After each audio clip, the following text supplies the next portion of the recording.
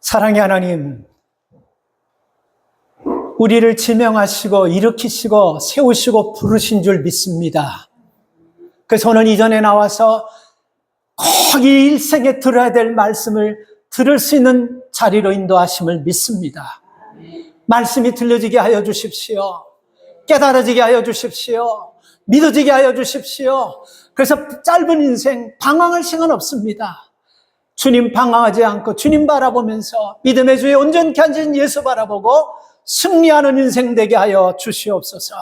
감사드리며 예수님의 이름으로 기도 올리옵나이다. 아멘. 목회하면서 한 30년 이제 목회가 돼가는데 안수받고 나서 이렇게 사람들을 보면서요, 계절마다 꽃이 다르게 피지 않습니까? 그죠? 그래서 사람들도 꽃이 피는 시즌과 계절이 다른 것 같아요. 우리가 여러분 이른 봄이 되면요, 그 개나리, 진달래, 철쭉 이런 꽃들이 일찍 화사하게 피어버립니다. 일찍 폈다가 여름이 딱 오면요, 그 개나리, 진달래, 화사한 색깔의 꽃들이 싹 져버리고 수국과 그리고 해바라기가 싹 피어요, 여름에는. 그리고 그 수국과 해바라기가 싹 피다가 그것도 여러분 얼마 못 가서 겨울 되면 수선화와 이 군자란이나 동백꽃 같은 것들이 이렇게 핍니다. 그러면서 봄에 아름다웠던 컬러들, 여름에 아름다웠던 컬러들 언제 잃어버린 줄 모르게 다 잃어버리는 거예요. 우리 인생도 똑같다고 생각합니다. 대학을 다니면서 아주 성적이 뛰어나고 우수한 사람들의 삶을 가만히 보면, 영적으로 해석하면 이른 봄에 개나리나 진달래같이 환하게 핀 것 같지만 꼭 그들이 여러분 끝까지 잘 된다는 보장은 없습니다. 봄 되면 여러분 활짝 폈다가 초여름부터 색깔과 아름다움이 사라져버리기 시작해요. 그런데요, 대학 다니면서 빌빌거리면서 겨우 졸업한 사람들 보면 졸업해서 직장도 못 잡고 이리 뒹굴 저리 뒹굴 하는 것 같지만 뒤늦게 길이 탁 열리는 사람들 참 많아요. 전 많이 봤어요. 대학에서 참 우수한 성적 가지고 공부한 사람들이 앞서는 것보다도 빌빌대던 사람들이 나중에 확 잘 되는 것을 참 많이 봤습니다. 우리 인생 그렇지 않습니까? 40대, 30대 돼서 이거 해도 안 되고 저거 해도 안 되는 사람이 5, 60대 돼가지고 그냥 빵 터져가지고 크게 비즈니스하고 하나님의 큰 복을 받는 그런 경험들도 우리는 많이 봤습니다. 이런 분들은 여러분, 봄의 화사한 색깔의 개나리나 진달래 같은 꽃은 아니더라도 국화나 그런 아름다운 꽃입니다. 향기를 참 이렇게 나타내는. 그런데 여러분, 이렇게 가을이 됐는데도 피지 못하는 인생들이 있습니다. 그래도 여러분, 우리가 낭망하고 실망할 거 없어요. 군자란도 이쁘고요, 수선화도 이쁘고, 그리고 동백꽃도 피면 참 컬러가 이쁩니다. 너무 여러분 우리가 늦은 것 같다고 닥달하고 너무 안달하고 너무 우리가 안타까워하지 마십시오. 분명한 것은 여러분 조화가 아니고 생화의 유전자가 있으면요, 언젠가는 피더라도 반드시 핍니다. 우리 일생하면 꼭 필 때가 있어요. 한국에서 큰 사역을 하셨던 옥하는 목사님이 돌아가시기 전에 하신 설교 중에 목회자에서 3가지 불행한 것을 꼽으면서 이런 설교를 하셨습니다. 빨리 성공하는 거고 굉장히 위험한 것이고 불행에 가까울 수 있다. 그래서 젊은 목회자들이 참 크게 성공해가지고 한순간에 잘못돼 버리는 경우가 굉장히 많습니다. 그 옥 목사님이 정확하게 보시고 얘기한 것 같아요.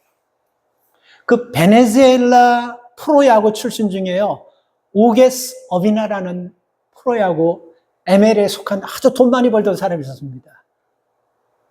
그 텍사스 레드삭스에 들어갔다가 그 다음에 필라델피아 필리스에서도 아주 활발하게 활약하다가 20대 엄청난 돈을 벌었어요. 베네수엘라 출신인데요.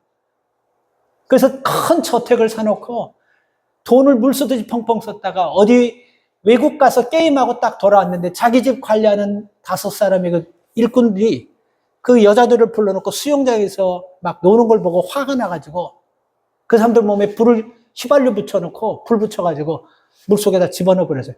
그게 이 사람이 잘 나가던 그 삶을요, 그 사건 하나로 그 사람은 야구에서 끝나버렸습니다. 14년형을 받았어요. 그러니까 너무 빨리 돼가지고 여러분, 이렇게 교만해져 버릴 수가 있다는 것입니다. 또 하나는 중년의 상처인데요. 나이가 중년돼서 아내를 잃어버리든지 남편을 잃어버리든지 이혼하게 되면 굉장히 불행해진다고 합니다. 그래서 우리는 나이를 먹어가면 갈수록 가정은 그냥 만들어지는 것이 아니고 우리가 가꾸고 우리가 잘 만드는 만큼 우리 노후가 빛나기 때문에 나이가 먹으면 먹을수록 중년들은 가정을 더 잘 가수려야 된다, 이렇게 말씀하셨어요. 세 번째 불행은요, 노년부존이라는 것입니다. 늙었는데 경제적으로 어려운 것은 불행하다는 거예요. 그런데요, 노년이 돼서 나이 먹고 늙고 힘없고 경제적으로 어렵다고 해서도 무시하고 함부로 하면 안 됩니다. 인생은 반드시 언젠가는 한번 피어요. 노년에도 필 수가 있고 우리가 상상하지 못했던 그런 위치에서 살아갈 수 있게 된다는 것입니다. 그래서 여러분, 우리 삶 가운데 좀 어려워도 하나님께서 내 인생도 언젠가는 한번 만개하게 하는 그런 복을 주시겠구나 하고 믿으시고 주님을 바라보면서 지금도 내 꽃이 피어져가는 과정으로 믿고 나아가시기를 축복합니다. 여러분 가정에 경제적인 꽃 반드시 필 줄 믿습니다. 사업장에 여러분 자녀의 꽃 필 줄 믿습니다. 여러분 육신이 약한 분들 건강의 꽃 반드시 필 줄 믿습니다. 반드시 만개할 겁니다. 왜? 조항 아니고 그것이 생활하고 하면 필 수밖에 없어요. 하나님 그렇게 만드셨어요. 그래서 오늘 이 본문 말씀도 보면요, 바울이 이렇게 말했습니다. 아직 이뤘담도 아니고 아직 붙잡은 것도 아닙니다. 그저 하나님이 나에게 알려주신 만큼 조금씩 성장, 현대인의 성경으로 오늘 본문을 사도 바울이 이렇게 고백했습니다. 그래서 여러분, 성장이라는 것 있잖아요. 어느 날 갑자기 자고 일어나면 팍 이렇게 놓고 그렇게 세워지는 것이 아니라는 것입니다. 하나씩 조금씩 눈에 보이지 않지만요, 성장하게 되는 거예요. 그래서 우리가 가끔가다 믿음 생활하면서 우리 이런 고민과 갈등할 때가 있어요. 내가 이렇게 신앙생활을 오래 하고 봉사도 이렇게 하고 열심도 이렇게 했는데 왜 나는 신앙생활 안 잘할까? 혹시 이런 고민해 보신 적 있는 분 계세요? 잘 들으세요. 바로 그 고민하는 그 순간 여러분은 잘하고 있다는 걸 믿으십시오. 성장하지 않는 사람은 고민하지 않습니다. 정체되어 있고 삶이 후퇴된 사람은요, 포기했다라는 뜻입니다. 그냥 내려놓았다는 거예요. 근데 여러분, 우리가 고민합니다. 생각합니다. 그리고 우리 자신을 돌아봅니다. 왜라는 이유를 자꾸 물어봅니다. 이거는 여러분, 우리가 아직도 살아있고 아직도 그것을 포기하지 못하고 놓지 않고 쥐고 있기 때문에 하는 증거인 것입니다. 그래서 왜 안 성장하냐, 그 고민하는 그 순간 여러분 성장하고 있음을 믿으시기 바랍니다. 그래서 여러분, 신앙이 성숙하기를 원하시는 분들에게 제가 드리고 싶은 부탁은 이겁니다. 너무 한꺼번에 큰 일을 한 방으로 마무리하려고 하지 마십시오. 조금씩 그야말로 little by little, 조금씩 작은 것부터 최선을 다하려고 하세요. 그게 우리 신앙을 가장 건강하게 자라는 비결입니다. 어떻게 해야 됩니까? 그러면요, 우선 오늘 드리는 예배 가운데 심혈을 기울여서 이 예배에서 하나님을 만나려는 그 믿음으로 여러분 설 수 있기를 바랍니다. 찬양하실 때도 여러분 간절한 마음을 실어가지고 하나님이 내 찬양 받으신다는 그 마음으로 찬양하시기 바랍니다. 그리고 여러분, 우리가 누구를 만나더라도 큰 은혜든 작은 은혜든 상관없어요. 은혜는 크기를 통해서 역사하는 것이 아니고 성령께서 겨자씨만한 은혜도 사람 살리려고 하면 아주 작지만 모래알만한 은혜도 사람을 살리는 능력이 있을 줄 믿습니다. 그러니까 받은 은혜를요, 자꾸 혼자서 여러분 뭉개지 말고 나누십시오. 그게 여러분 우리가 신앙이 성장하는 과정인 것입니다. 오랫동안 마음에 힘들게 지내고 섭섭하게 지냈던 사람들에게 내가 먼저 찾아가서 손 내밀면서 미안해 한마디 해보세요. 그게 신앙이 성장하는 과정입니다. 그런 삶을 살면요, 내 안에서 영적인 키가 자라나는 것을 반드시 느끼게 될 줄 믿습니다. 오늘 여러분 12절, 24절 말씀을요, 제가 다시 한번 읽을 테니까 한번 잘 들어보세요. 내가 이미 얻었다 함도 아니고 온전히 이뤘다 함도 아니고 예수 그리스도께 잡힌 바 된 것을 잡으려고 쫓아간다. 형제들아, 아직 내가 잡은 줄 여기지 아니하고 한일즉 뒤의 것은 잊어버리고 앞의 것을 잡으려고 한다. 이것도 쫓아간다는 뜻인 것입니다. 14절, 표태를 향하여 그리스도 예수 안에서 하나님이 위에서 부르신 부름의 상을 위하여 뭐 한다고? 쫓아간다. 사도 바울은요, 영적 거장입니다. 제가 늘 말씀드리지만 예수님의 12제자가 다 때려 합쳐서 하늘보다도 훨씬 더 많은 일을 하고 훨씬 더 귀한 일을 한 사람이에요. 누가 보면요, 이 사람은 더 이상 영적인 일에 대해서는 통달해버렸지, 더 이상 영적으로 뭐 성장해야 된다는 등, 영적으로 이런 얘기는 누구도 꺼내지 못할. 근데 본인은요, 아직도 잘하고 있다라고 얘기하고 있어요. 아직도 내가 하나님을 향하여 가고 있다라고 얘기하고 있어요. 아직도 내 신앙은 주님을 향하여 쫓아가고 있다라고. 뭐를 얘기하는 것입니까? 성장하지 않았다는 거예요. 끝나지 않았다는 거예요. 아직도 나는 지금 잘하고 있는 과정이라는 것입니다. 자, 그렇다면 우리에게 이런 위로를 받을 수 있습니다. 믿음 생활하면서 왜 나는 안 자라지가 아니고 바울과 같은 사람도, 그런 영적 거인도 지금도 성장하는 과정이구나.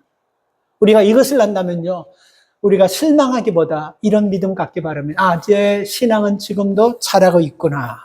이런 마음을 가지셔야 됩니다.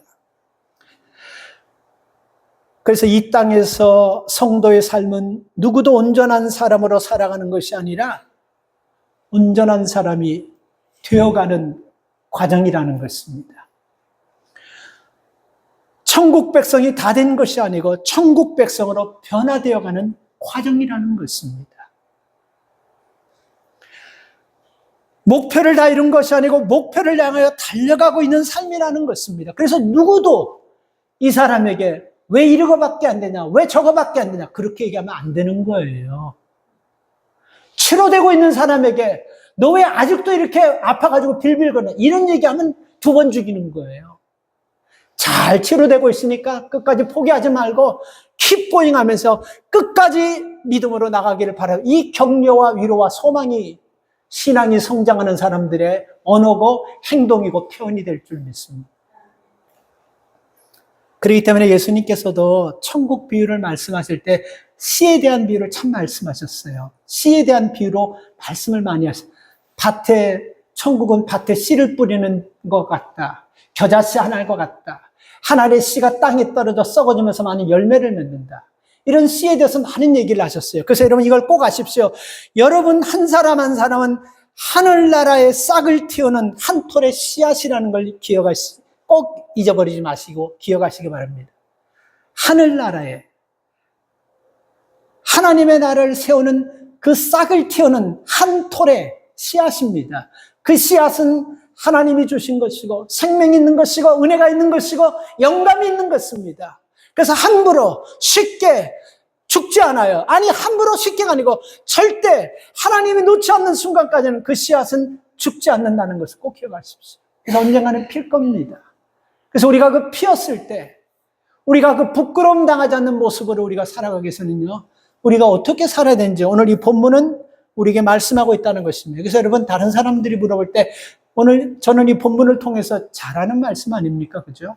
보니까 이 본문을 언제 제가 설교했냐면 2023년 12월 3일 송구영신 예배 때 본문을 말씀했더라고요. 그러나 여러분 그때 말씀과 오늘 말씀은 이 말씀을 가지고 좀 다르게 나누려고 합니다. 저는 이 말씀을 묵상하는 가운데 우리들이 많이 질문 받는 중에 하나가 우리가 신앙생활한다, 믿음생활한다 이런 말 하지 않습니까? 신앙생활한다는 뜻이 뭡니까? 누가 물어보면 신앙생활을 어떻게 여러분 설명할 거예요? 믿음생활이 뭡니까? 라고 물어보면 당신 그렇게 믿음생활한다. 뭐가 믿음생활이냐면 우리가 뭐라고 얘기할 겁니까? 믿음생활, 신앙생활. 저는 오늘 여러분 사도 바울이 참 우리에게 아주 디테일하게 얘기해 주는 말씀이라고 생각합니다. 첫째, 여러분, 우리가 신앙생활이라는 것, 믿음생활이라는 것은요, 우리가 교회에서 배우고 듣고 본 바를 행하는 것이 신앙생활이에요. 더 이상도 더 이하도 하려고 하지 마십시오. 교회에서 듣고 보고 배운 대로 하는 것이 신앙생활입니다. 그래서 사도 바울은 디모데후서 3장 13절에서 디모데에게 너는 배우고 확실한 일에 거하라. 이렇게 이 말씀이 여러분, 너는 나를 통해서 배우고 듣고 본 바대로 행하라. 이렇게 말하는 것입니다. 예수님께서도 마태복음 5장 16절에서요. 이같이 너희 빛을 사람 앞에 비추게 하여 너희로 착한 행실을 보고 하늘에 계신 너희 아버지께 영광을 돌리게 하라. 너희의 착한 행실을 보고 너희들에게 영광 돌리는 것이 아니고 하늘에 계신 하나님께 아버지께 영광을, 이게 여러분 신앙 성도의 이게 신앙생활이에요. 이게 신앙생활. 내가 영광 받아서도 안 되고 내 선한 일을 통해서도 하나님이 영광 받으셔야 되는 것이고, 그리고 우리가 교회에서 듣고 배우고 도전받은 말씀을요, 배우고 들은 대로 살아가는 것, 이게 여러분 신앙이라는 것입니다. 그래서 우리가 성경에서 배운 대로 행하게 되면요, 건강한 신앙생활, 성장하는 신앙생활이 안 될래야 안 될 수가 없어요.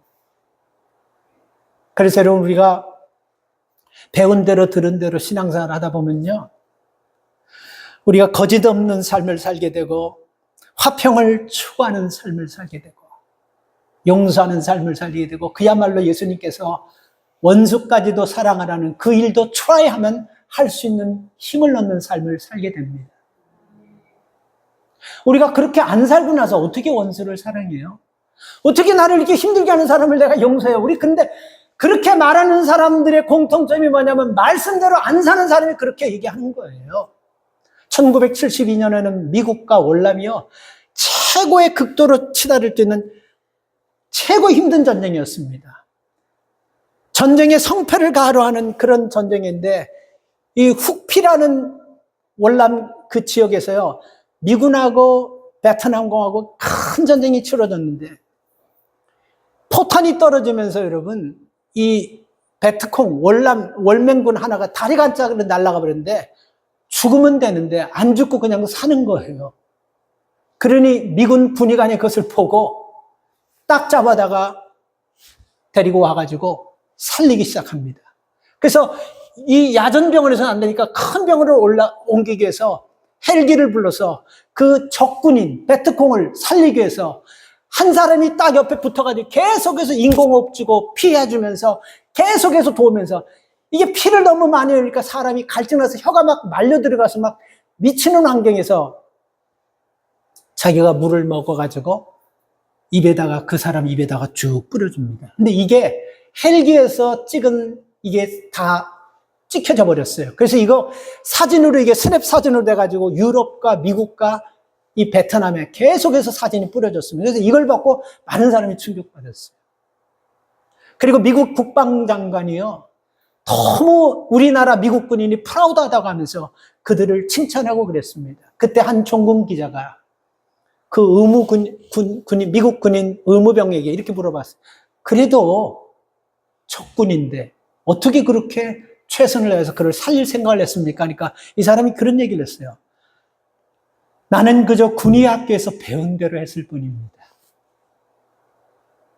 나는 그저 이 배운 대로, 이 군의관 학교에서 배운 대로만 했을 뿐입니다. 뭐 잘하려고 한 것도 아니고, 뭐 적군하고 가린 것도 아니고, 사람이 죽어가는 사람 앞에서는 적군하고는 없습니다. 그냥 배운 대로 했을 뿐입니다. 이 말이 맞아요. 성도들도 교회에서 배운 대로 행할 때 여러분, 이게 신앙생활이에요.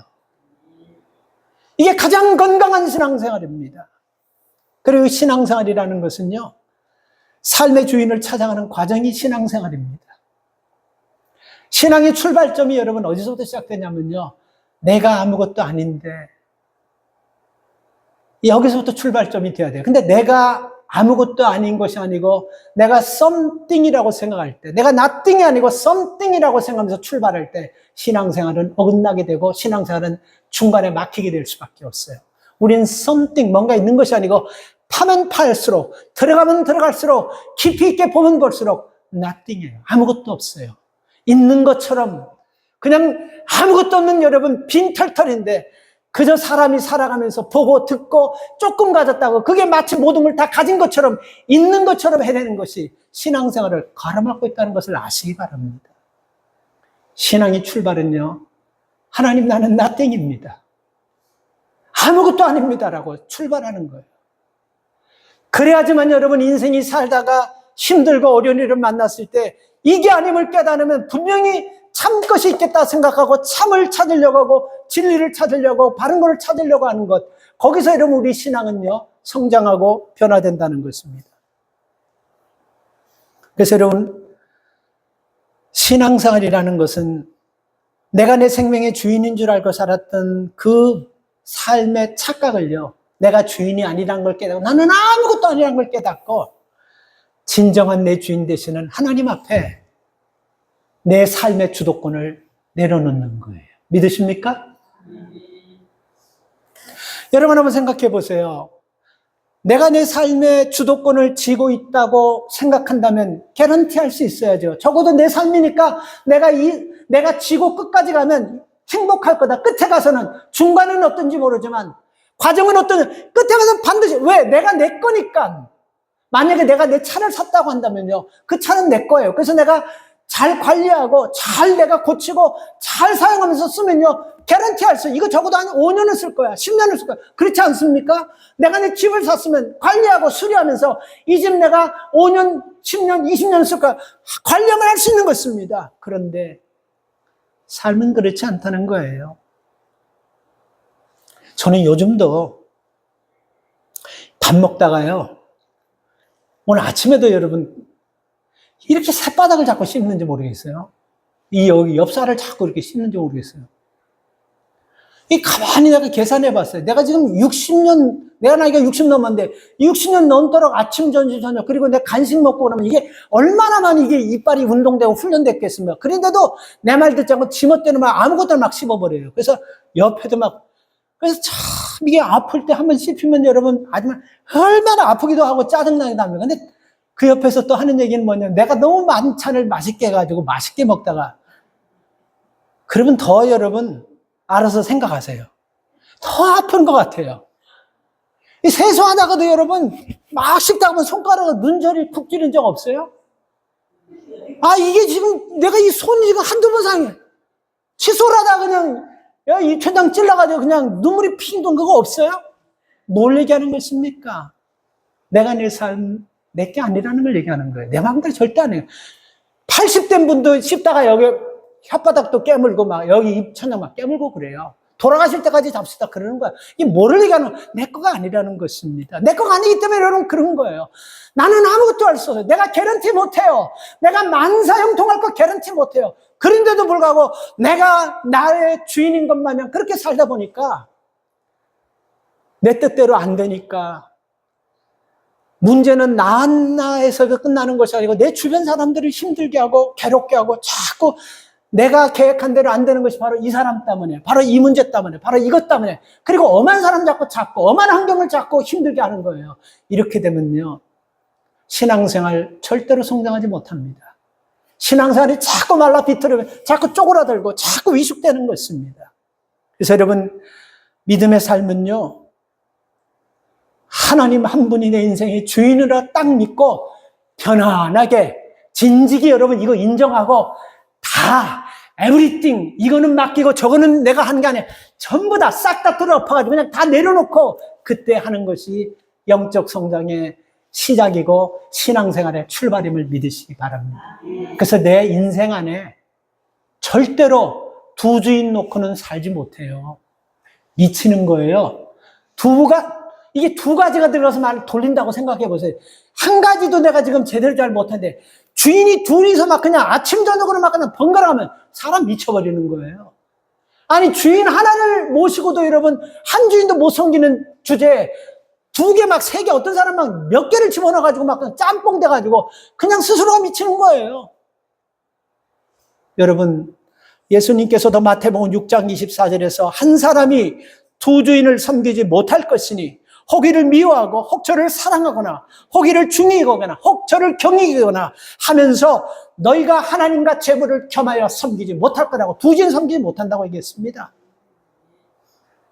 근데 예수님께서 하신 말씀을요, 나는 할 수 있다라고 하는 사람은요, 어떻게 되겠습니까? 결과가요. 여러분 상상에 한번 맡기겠습니다. 예수님께서 못한다고 하면 못하는 거예요. 하나님이 안 된다고 하면 안 되는 건데, 나는 할 수 있다고 생각하면서 두 주인, 세 주인 가지고 산다고 하면 정상적으로 살겠습니까? 영적 성장이 일어나겠습니까? 이게 신앙생활 제대로 갈 수가 있겠습니까? 만약에 여러분 우리가 운전대를 갖고 내가 30년, 40년 운전했다고 해가지고 매일같이 내가 턴팍 타고 출퇴근한다 그래서 어느 날 내가 까만 붕대 가지고 눈을 싹 가리고 내가 한 50년 운전했는데 이거 못하겠어 가면 어떻게 되겠습니까? 100% 대형사고 나서 가는 거예요. 돌아가시는 거예요. 안 되는 거예요. 두 주인은 섬길 수가 없는 것입니다. 여러분, 우리 충성이라는 단어 있지 않습니까? 그 충성이라는 단어는요, 한 주인을 섬기는 삶에서 나온 단어인 것입니다. 고려가 망하고 이 조선이 세워지면서 이방원이가 조선을 세우면서 아버지 이성계를 조선 초대 왕으로 삼으려고, 그러다 보니까 충신들도 필요하고 학자들도 필요하고 진짜 능력 있는 그런 신하들이 필요해가지고 이방원이가 정몽주에게 이 조선을 시작하는 이 일에 우리 아버지 이성계 대왕을 도와서 나라를 좀 이끌어 주십시오. 원래 여러분 정몽주는 고려 사람입니다. 고려의 신하예요. 충신이에요. 근데 이렇게 여러분 이방원이가 이렇게 부탁했습니다. 편지를 보내면서. 이 정몽주는 출세길이 열린 거예요. 벼슬길이 분명히 보장되고 개런티 된 거예요. 그래서 그냥 가면 그는 평생 자기 후손과 모든 사람이 다 잘 살 수 있는 겁니다. 그리고 이방원이가 자기가 직접 쓴 여러분 그 편지 하여가를 써가지고 보냈습니다. 알죠? 이런들 어떠하리, 저런들 어떠하리, 만수상 드렁치기 얽혀진들 어떠하리. 우리도 이렇게 얽혀서 100년 살아보세요. 이방원이가 정몽주에게 쓴 편지예요. 그러면서 우리나라를 좀 도우라, 우리 조선을 좀 창조하는데 좀 도와달라 이렇게 했어요. 근데 정몽주가 나는 한 왕 외에는 다른 신을, 두 왕을 섬길 수 없습니다. 나는 고려의 충신이었습니다. 나는 고려 왕을 섬겼던 사람입니다. 하면서 그에게 무슨 편지를 보냈냐면요. 단심가를 보냈습니다. 단심가. 이 몸이 죽고주고 100번 고쳐주고 백골이 진토되어 넋이라도 있고 없고 미명한 일편단심이야 가실주의. 참 멋진 사람들인 것 같아요. 결국 여러분 정몽주는 이 편지를 써가지고 그 이방원이의 그 부탁에 거부하다가 선주께서 이방원이 보낸 신하에게 쇠 몽둥이를 맞아서 거기서 돌아가십니다. 한 왕을 섬겼기 때문에 내 인생에 두 왕을 섬길 수 없습니다. 예수님께서 분명히 말씀하셨어요.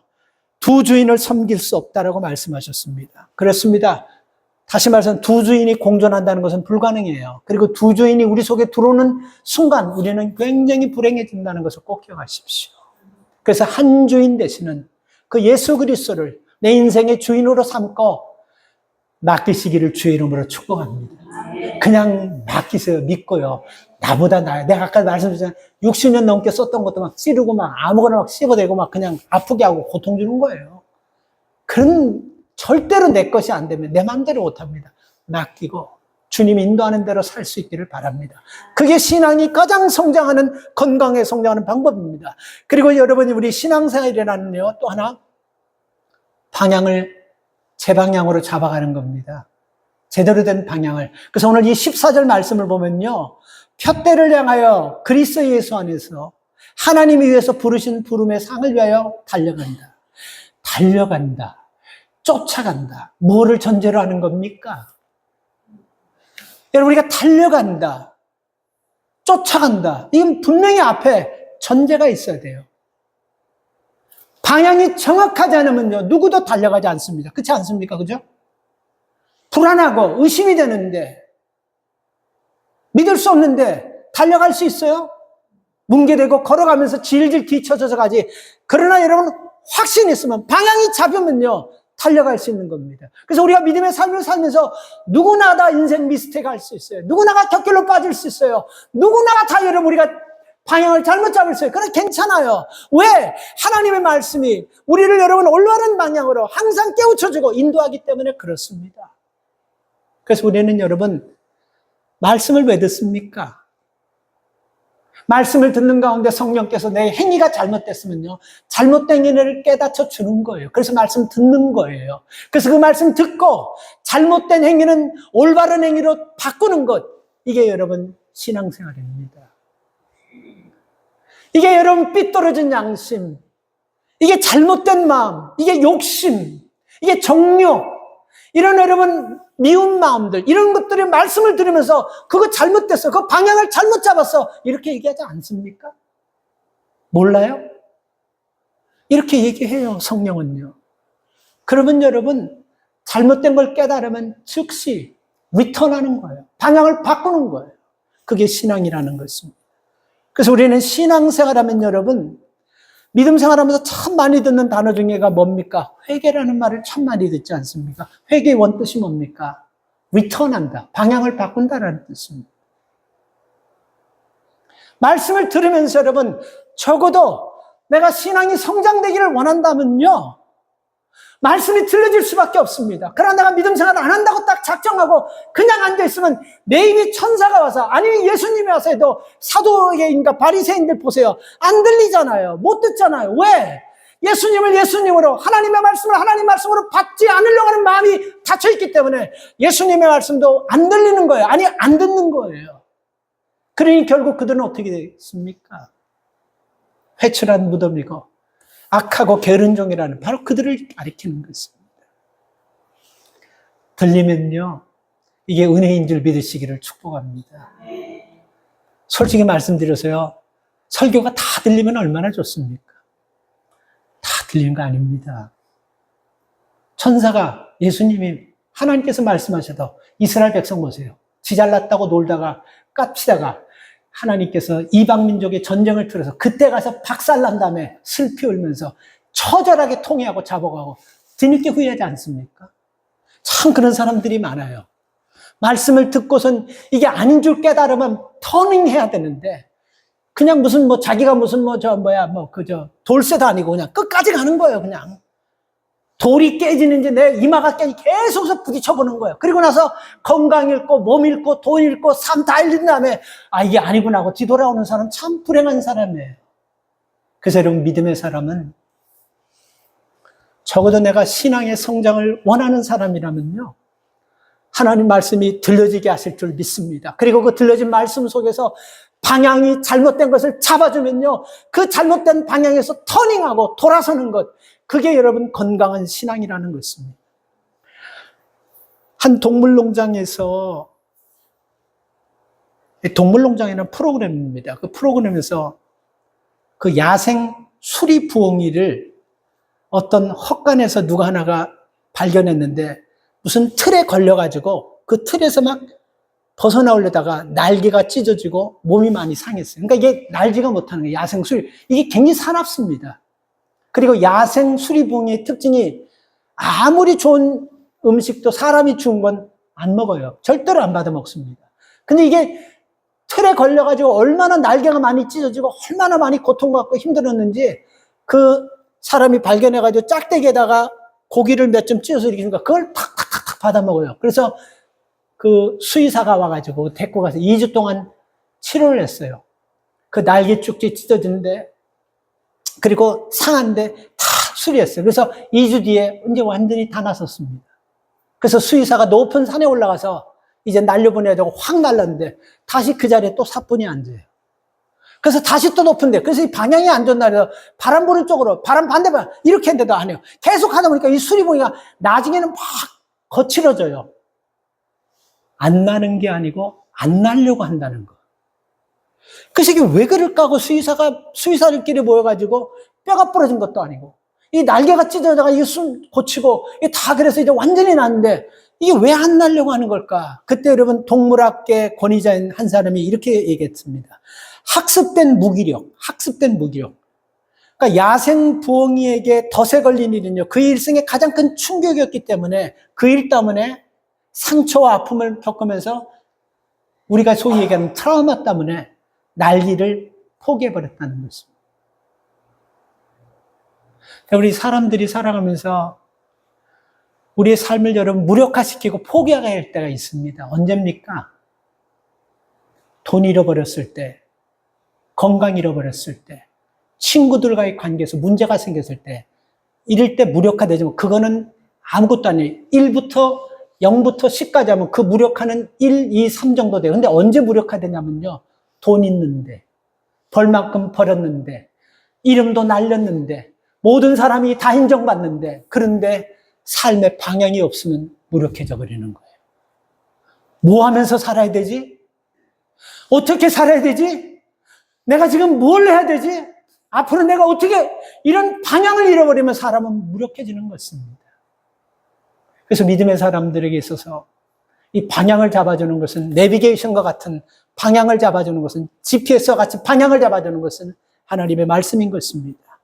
그래서 우리가 말씀을 들을 때 우리 삶 가운데 잘못을 깨닫고 그리고 새로운 길이 있고 생명의 길이 있음을 깨닫고 그때 여러분 비로소 말씀에 응답하는 삶을 통해서 우리 삶이 변화되고 변화되는 가운데 건강한 신앙생활로 성장하게 되는 겁니다.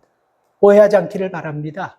나이가 먹으면 신앙생활 어느 정도 경륜이 생기면 내가 믿음 생활하면서 많이 헌신하고 충성하면 그때 되면 내가 변화되겠지. No way. 절대로 변화 안 돼요. 그런 거는 사람 변화 못 시킵니다.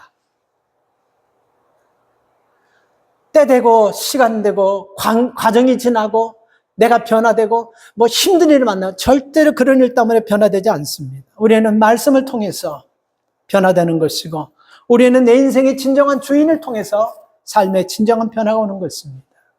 그래서 우리가 신앙생활 잘 알아두세요. 신앙생활이 뭐냐?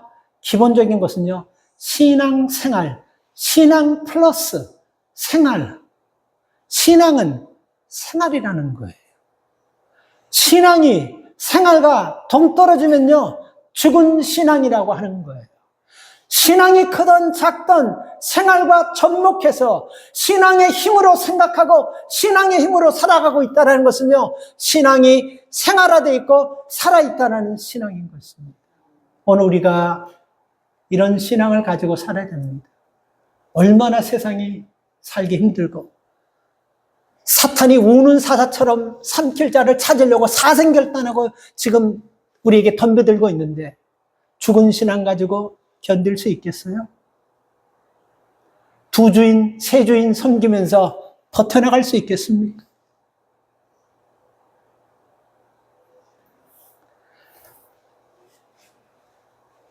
하나님께서는 우리 삶 가운데서 우리를 보시면서 가장 귀하게 보시는 것이 결과보다도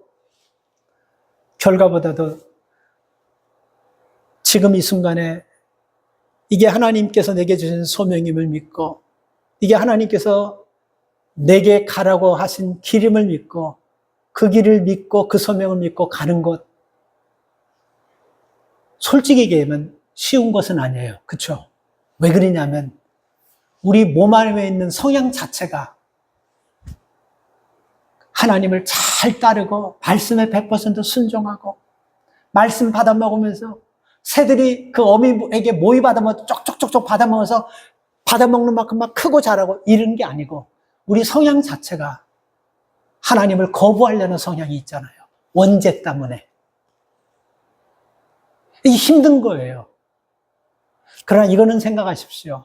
지금 방향을 틀어서 제대로 된 방향을 갖지 않으면요. 잘 들으십시오. 나 혼자 망하는 것이 아니고 전체가 다 망해버린다는 거. 잘 새겨 들으시기 바랍니다. 나 혼자 편안하고 거부하겠다고 하나님 말씀을 깨닫게 해주는데도 거부하며 순종하지 않고 살아간다면 나를 따라오는 사람들, 나를 바라보고 있는 사람들, 내게 뭔가를 기대하는 모든 사람 다 죽이는 것입니다. 그러나 좀 힘들어도 이것이 나뿐만이 아니고 미래의 소망이고 하나님 앞에 복받는 길이고 이게 생명의 길이고 이게 영적 성장의 길이라면 힘들어도 바꿔야 되기를 바랍니다. 힘든다는 걸 뭐를 근거로 하는 것입니까? 힘든다는 건 그만큼 힘들고 헌신하고 희생하고 대가를 치르면 그만한 상급도 크다는 걸 얘기하는 거 아니겠어요? 쉬우면 누가 못해요? 다 해버리죠. 힘든 거예요. 그러나 우리는 죽은 신앙이 아니고 살아있는 신앙으로 살아가기 위해서는요, 우리가 하나님의 말씀을 듣고 그 말씀이 인도하는 대로 힘들어도 이를 악물고라도 그 길로 가는 것이 나도 살고 가문도 살고 우리 가정이 복받는 길이 될 줄 믿습니다. 이런 은혜와 복이 여러분들에게 모두 있기를 주의 이름으로 축원합니다. 하나님 은혜를 감사합니다. 신앙생활이라는 것은 하나님, 잘못된 하나님 우리의 생각을 고쳐먹고 올바른 주인을 찾아가는 게 신앙생활인 것입니다. 신앙생활은 배우고 듣고 본 바를 그대로 행하는 것이 신앙생활입니다. 신앙생활이라는 것은 하나님, 우리가 말씀을 듣는 가운데 잘못된 것을 깨닫는 순간 그냥 뭉개고 지나가는 것이 아니고 고민하면서 그 삶을 바꾸고 생명의 길로 돌리는 것, 이게 신앙생활인 것입니다. 주님, 우리의 신앙생활이 취미생활 되지 않게 하시고 우리의 신앙생활이 영혼을 살리고 내 영혼도 살고 우리 주변을 살리는 하나님이 기뻐하시는 신앙생활이 되도록 복을 내려 주시옵소서. 예수 그리스도의 이름으로 기도 올려옵나이다. 아멘.